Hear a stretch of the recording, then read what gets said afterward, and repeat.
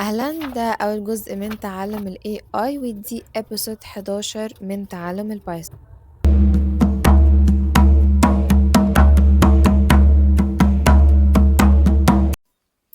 ليه جزئية الوايل لوب؟ الوايل لوب هي عبارة عن حاجة بتقول طالما ده بيحصل أنا هفضل شغالة، طالما دوت الأكشن هو موجود أنا هفضل شغالة، إن كان بترو لازم هو يكون بترو أو فولس it's okay.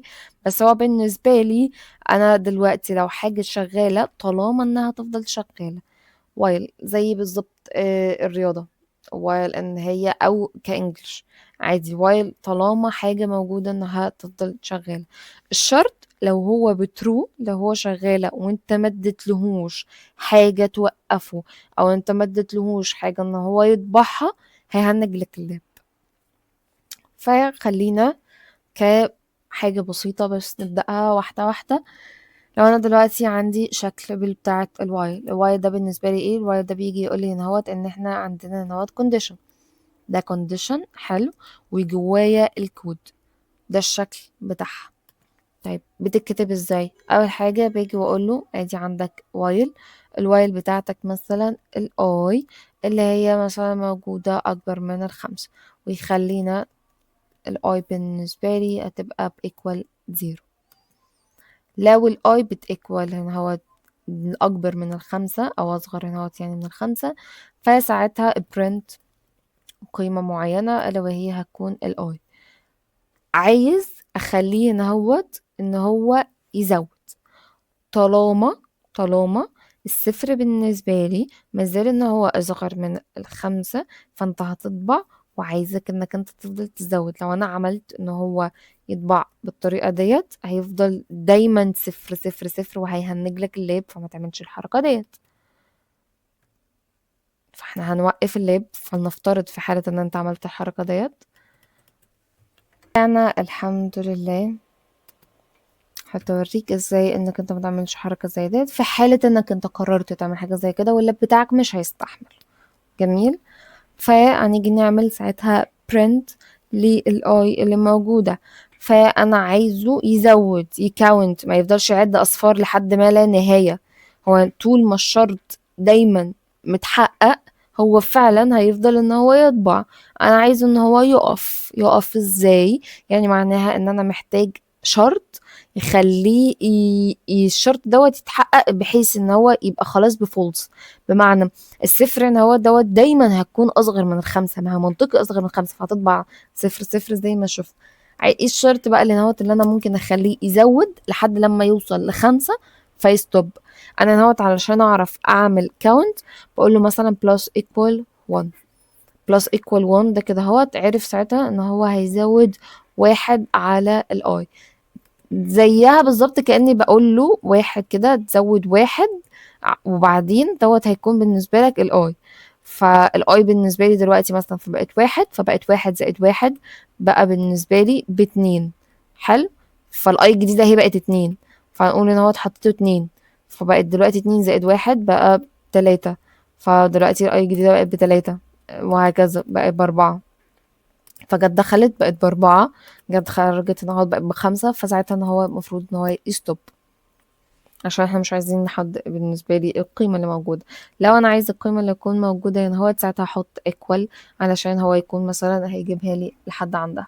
طيب لو احنا قررنا ان مثلا انا عايز اخليه يشتغل بطريقة تانية، انا عايزة اقوله لو مثلا الباسورد اللي دخلك دوت او اليوزر نيم اللي هو المفروض دخلك لو هو صح ساعتها تمام، لو هو مثلا غلط لا، ساعتها انت المفروض ترجع عيده تاني، انت المفروض ترجعه تاني، او انك انت المفروض اديلك مسج معينة تبقى عارف ان انت عندك فيها مشكلة. دي انا ممكن اعملها ازاي؟ بطريقة بسيطة. انا ممكن اقول while مثلا ان الباسورد بتاعك خلينا نكتبها كلها باسورد كلها ان الباسورد بتاعك مثلا انت هتدخله. لو انا عارف ان الباسورد لازم يكون هيستورت مثلا ب بايه مثلا ب واحد اتنين تلاتة اربعة. حلو. لو هو هيكون بالنسبة لي 1 2 3 4 وانا قايله ان الباسورد اللي موجود عندي، حلو، دخلهوله كانبوت، انا عايزه يدخلهوله كانبوت جواها، اقوله ساعتها input الفاريبل اللي موجود عندي، وخليها enter مثلا الباس بتاعك. ده ممكن يكون موجود ازاي؟ مع العلم انا عشان احقق دوت انا لازم اكتب له ان هو الفاريبل اللي انا محتاج ان هو يكون موجود، لازم اكتب له ان الباسورد بتاعي هيكون فاضي هنا. حلو. بعد ما اخلص له دوت واقول له انتجر، فهيقول له مثلا كده. لو مش عايز كده عادي انا ممكن اعمل else زيها زي التانية، اقول له else لا ما حصلش اعمل لي print، عمل error، عمل اهو، هيفضل بص شغال لما لا نهائي لحد لما ان شاء الله. طيب لو هنيجي لمثال ان انا دلوقتي عايز اشوف اللينس بتاع حاجة معينة، عايز مثلا اطبع الحاجات اللي موجود حروفها او موجود قيمها ب4، او ان انا دلوقتي لو انت عدد حروفك 5 تعالى، او لو انت عدد حروفك 2 ان انت دلوقتي هتيجي دوت. ازاي ممكن يحصل؟ ممكن كده نسرق الداتا اللي موجودة عندنا دي، واجي اقول له انت كداتا موجودة عندك، هاجي ابدأ اقول لك ان انت دلوقتي لو وايل الاي دوت اللي معمول ايه، لو هو اكبر من بالنسبة لي اللينت اللي موجود عندي، يعني الرقم اللينت اللي موجود عندي دوت المفروض يكون اكبر من الاي، ايه اللي جوه دوت الداتا، ما دي الداتا اللي احنا بنشتغل عليها. طيب جميل جدا. بعديها هتطبع لي عادي جدا القيم اللي المفروض موجودة جوه الداتا اللي انت خدتها. حلو جميل جدا. اهم حاجة احنا المفروض نعملها ايه؟ ان انا لازم اعمله +1، لازم كل مرة يزود، وان انا لازم اديله ستارت بتاعته، يعني لازم تبقى هنا في ستارت، لازم يبقى هنا بعمل كاونت، وبعدين بديله نقط الشرط بتاعه طبعا والبرنت. لو جيت عملت كده فانا هاجي اقول له ان هو دلوقتي هيجي يطبع لي كل الفاريبلز اللي هو هيفضل يكاونت، هياخد اللينس بتاعها ويفضل يكاونت على الفاريبلز اللي موجودة عندي من الصفر لحد الاخر. لو انا افترض ان انا يعني خليتها مثلا 4 وعملت كده ايه اللي هيحصل؟ عدلي بالنسبة لي من اللي فوق 4، يعني شايف ان ديت بالنسبة لي 3 اكيد انا مش هاخدها، شايف بالنسبة لي ان دي مش الحاجات اللي انا عايزها، ديت 5 ديت مش اللي انا المفروض اكون عايزة. فهو بيشوف العدد اللي هو اكتر من او القيمة ديت تكون اكبر من الاي اللي موجودة عنده او اللي داخلاله يعني. حلو. وهيزود 1 كل مرة لحد النهاية. حلو. طيب لو انا جيت وقلت له نزود بس شوية، ان انا لو جيت وقلت له ان انا محتاج مثلا يكون عندي else، عادي مش عندهاش ادنى مشكلة، ممكن يعمل لي بالنسبة لي ان هو else انك انت print الحاجة معينة مثلا يعني، فساعتها هيحقق الشرط دوت، وساعتها هيطلع لي ايرور، هيطلع لي البرنت او يطلع لي ان دي النهاية، دي عاملة كده زي الاند. اند خلاص هو خلص، انا خلصت، وتقدر انك انت تخرج مني. طيب لو نفس الفكرة بتاعة فور واف ان هي بتاعتي، انا دلوقتي عايز اعمل بريك، ممكن ازاي استخدم بريك ان هو بنفس الكونسبت وي كونتينيو. اول حاجة لازم يكون عندي بداية، البداية بتاعتي نوت، وبعدين هقول له وايل، والاي لازم يكون في كونديشن عبارة عن حاجة اكبر من اصغر من، لازم تكون بترو، حاجة ان هو تحصل ترو او فولس. هل الكونديشن اللي موجودة عندي دوت لو هو مثلا اقل من 10 ممكن تعمل ايه؟ if ان الاي بتاعتك اللي انت اخدتها ديت مثلا ايكوال 5، فساعتها اطبع لي ان خلينا نوضحها بالمسج نفسها، هيبقى stop كده مثلا at 5. اوكي، فهو دلوقتي المفروض ان هو هيوقف عند 5 ويعمل لي بريك. حلو. محتاجين يبقى عندنا برنت. لو انا عملت برنت خلينا اول حاجة انا هعمل برنت ان هوت وهيطبع لي القيم اللي موجودة عندي. ما ننساش حاجة مهمة، ان انا محتاج يكون عندي كاونتر بتاعي، مع العلم ان احنا ممكن نغير الكاونتر ده نخليه فوق وهيطلع لي بإجابة مختلفة اصلا. بس خلينا واحدة واحدة. لو انا جيت وعملت له كده، هيجي اول مرة هيجي يقول لي انا دلوقتي معايا الصفر اصغر فعلا من 10. دخل، هل الصفر اللي عندك دوت اهو، هل الصفر اللي عندك ان هو دوت بيساوي 5؟ قال لي لا. قلت له خلاص ماشي، يبقى انت مش هتطبع ساعتها المسج ديت. اطبع، زود، هيروح ساعتها طبع لك الصفر وهيزود، هيبقى 1. بقت ان هو بالنسبة لي بقت 1. دخل، هل ديت بتساويها؟ لا، يبقى انت للأسف مش هتطبع لي المسج ديت. خلاص اطبعها لي، بقت ب1. زود، بقت ب2 لحد الآخر، خلينا 5. الخمسة، هل انت هو دلوقتي بقت بتساوي 5؟ اه، يبقى اطبع لي وستوب. مش هيدخل هنا، خلاص انا عملت له ستوب، مش هيدخل لي هناوت. طيب لو انا هاجي اقول له ان هو دي الاي بتاعتنا نرجعها، لو انا دلوقتي بالنسبه لي دي الاي، وخلينا نحطها هنا اهو عشان تبقى باينه. لو عملت له البرنت هنا اهو، حلو، دي هتكون البرنت بتاعتي. ايه اللي هيحصل؟ اول حاجه هو هيجي عند 5 وهيشوف ان هو ان هي 5، هيطبعها. خلاص طبعها، طبعت خلاص. هيدخل هنا، ايه ده، انتي 5 فعلا، يعني انا هطبع دي كمان. خلاص عمل ستوب، طبعت، ما عندوش ادنى مشاكل فيها. طيب لو انا جيت وقلت له انا مش هعمل كده، انا عايزه ازود بس بطريقه تانية مختلفه. خلينا نغيرها بالطريقتين. لو انا هعمل برنت هنا اهوت، لو انا هخليه برنت هنا وخلينا الاي وتزودها ماشي، وخلي الكاونتر هيكون هنا دوت، ممكن يعمل لي ايه؟ هنا بقول له الاي بتاعتك هتزود، شوف الشرط، بعدين اطبع، بعدين بريك. ده معناها ان هو هنا هوت هيزود لما يدخل الوايل، مش في الاخر. يعني دوت ممكن يعمل لي ايه؟ اول حاجة هيدخل عند القيمة اللي موجودة، وخلينا ان احنا في اخر حاجة خالص، خلينا في 4. الاربعة اللي هتكون موجودة هيروح مزود. حلو، هيزود بالنسبة لي القيمة اللي موجودة عندي اللي هي تبقى 5. ساعتها يشوف ان الايكوال 5، هيعمل ساعتها الشرط بتاعه وهيطبع القيمة اللي موجودة عنده وهيلف.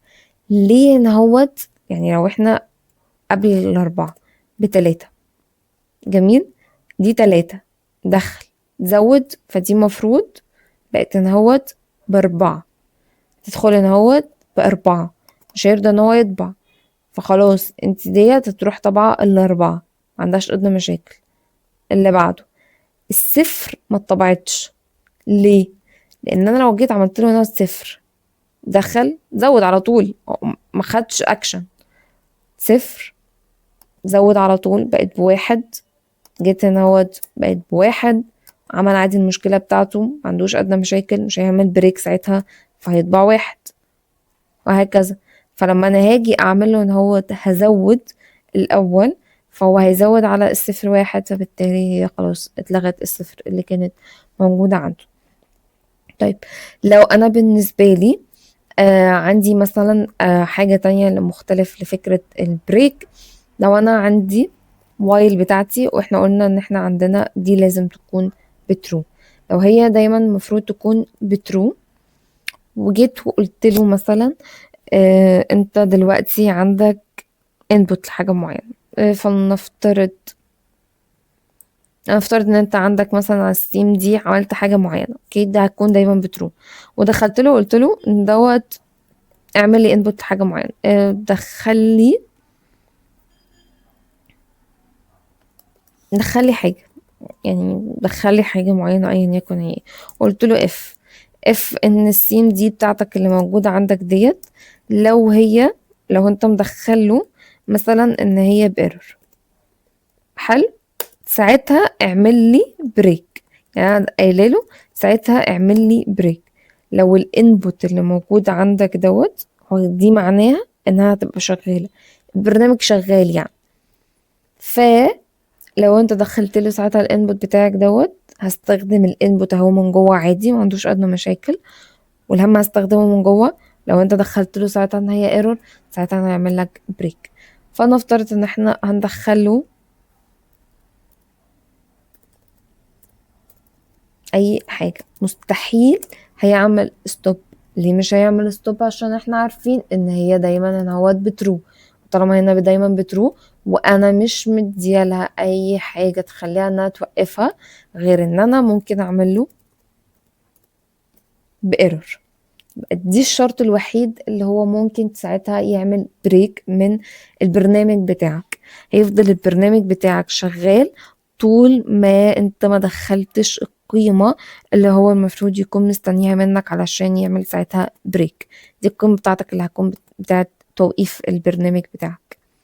طيب لو هنعمل مثلا ك بروجكت من حياة واقعية فعلا، عدد محاولات التسجيل بتاعة الدخول. انا عايزة اقول مثلا لليوزر انك انت دلوقتي لو قررت الباسورد بتاعك 3 مرات غلط، اطلع بره، انا هطلعه بره، مش هخليه ان هو يجرب تاني. انا ممكن اعمل الحركة ديت ازاي؟ هقول له مثلا ان ديت عدد مرات المحاولات بتاعتك وهم هيكونوا 3، وهقول له ان الوايل بتاعتك اللي هي بتاعت المحاولات اللي احنا المفروض هندخلها له هي دلوقتي اهي لازم تكون اكبر من الصفر.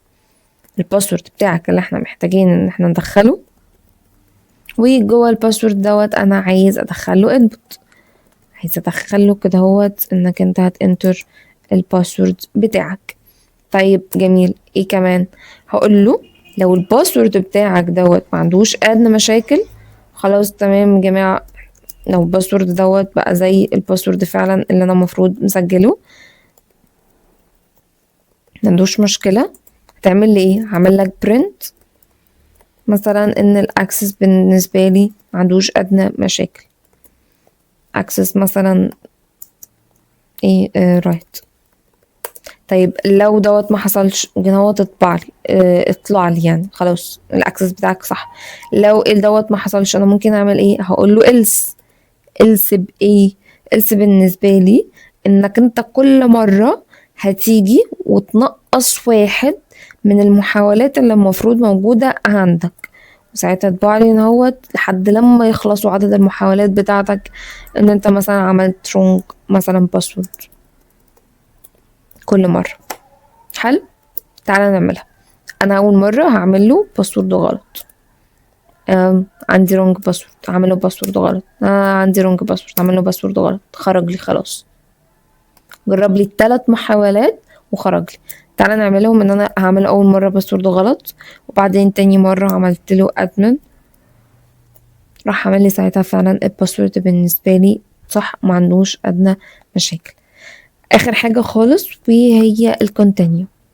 انا هاجي اعمل كونتينيو نفس اللوجيك، حاجه بسيطه، ان انا لو هاجي هكاونت بالاي وهقول له ساعتها while مثلا ان هي اكبر من 5، الاي اكبر من 5، ومثلا زود عادي بعدها plus equal 1، انك انت هتزود if انك انت لقيت الاي بتيكوال مثلا 3، وقتها